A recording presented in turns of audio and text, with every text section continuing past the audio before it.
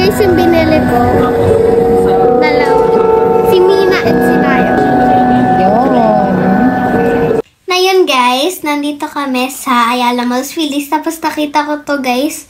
Yan o, mga Lomo cards. Yan, ang dami palang Lomo cards dito. Sa may ground floor nga lang pala ito ng Ayala Malls Feliz. Katabi niya yung kaharap niya yung NCAT. 10 pesos each yung mga photo cards. And then, kapag maraming binili mo, may freebies. Yes. So, ayan, naghahanap si Allison ng kanyang mga bibilhin. Yung iba, meron na siya nito like nitong yung sa Blackpink. Si Rosé. Yes. Mga Blackpink, meron na ako niyan. Kaya, mga ganyan na lang. Twice na lang yung bibilin ko.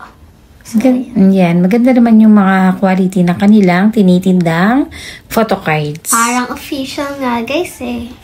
Kung official siya, pero we're not sure kung official ba to or unofficial. I know it's, unofficial. Kasi mura lang 10 pesos lang each. Yeah. And yung color, iba. Ayan, cute. Iba kasi yung mga nakukuha ni Allison kapag bumibili siya ng mga album ng K-pop. Iba yung itsura ng mga photo cards doon. Nga, guys. So, yung mga inclusions. So, ayan guys. Naghahanap pa si Allison ng kanyang bibilhing photo cards. Kayo guys, may napili na ba kayo rito? Kung anong photo cards ang... Eto, gusto nyo ba ito? Ayan guys, sobrang dami. Ang cute naman ni Rhea.